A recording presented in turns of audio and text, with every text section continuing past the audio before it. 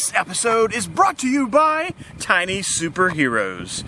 They don't know that they're sponsoring this and they're not giving me any money, but we just think that they're freaking awesome people. Go to their website, check them out, tinysuperheroes.com. Check out all of the awesome things that they do for the little ones of this world and the big ones that care for them and love them. So check them out, tinysuperheroes.com.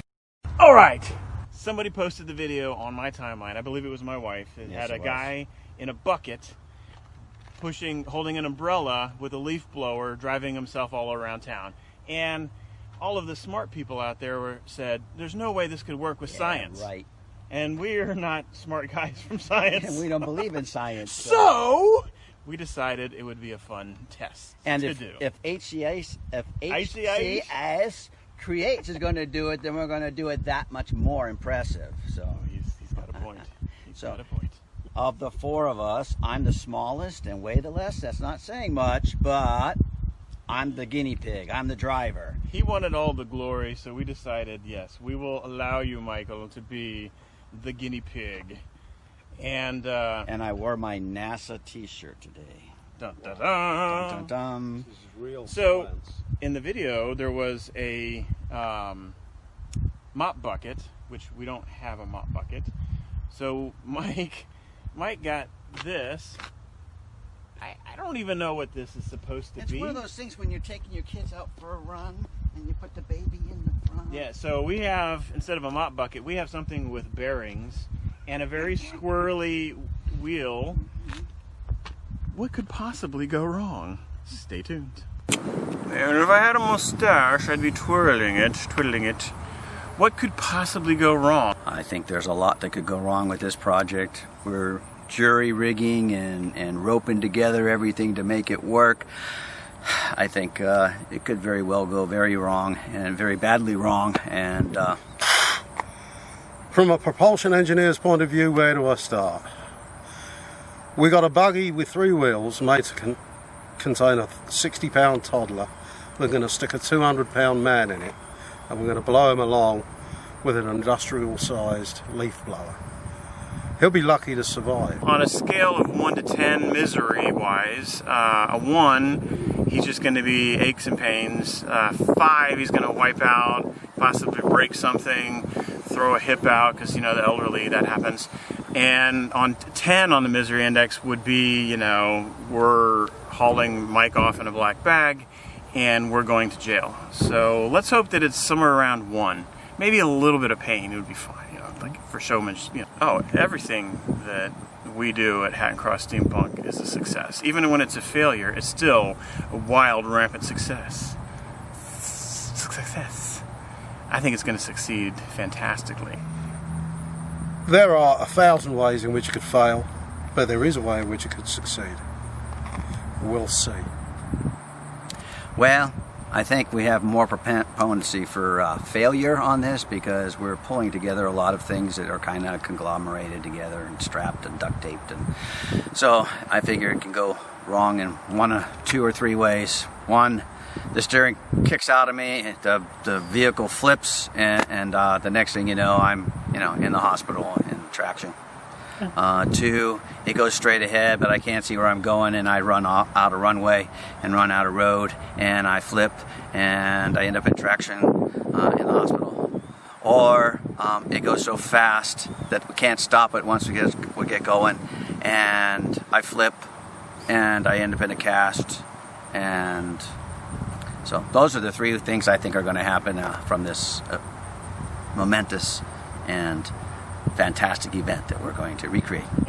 And in fact, I think not only are we going to prove science wrong, but that Mike might actually take off.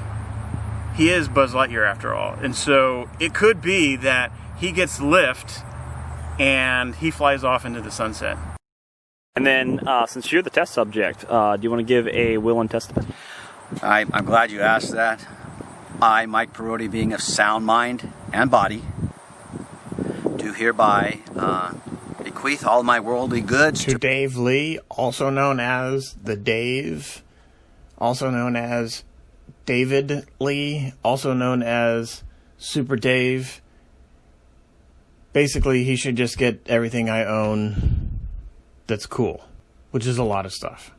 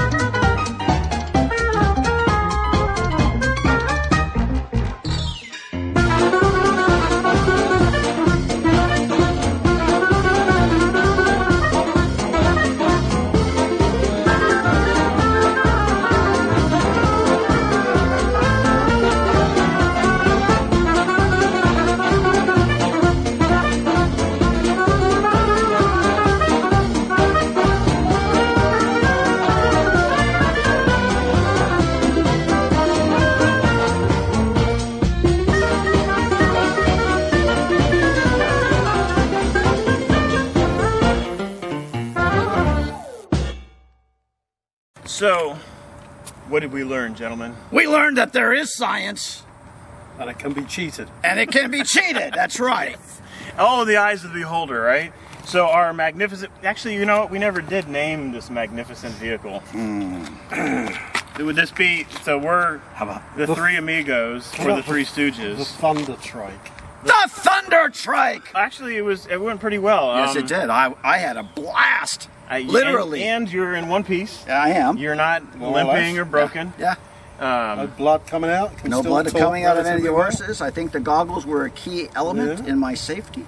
They were definitely, as in all steampunk projects, That's the goggles right. are what... Goggles are everything. You, with your British accent, and you can actually twiddle your mustache, Oh. you have to give us the scientific analysis of why it worked. well. Scientific analysis. It worked because we removed the opposing forces by removing the pushback from the blower and standing behind him. So with the deletion of the opposing forces from the blower, he was able to take full advantage of the forward thrust. Right.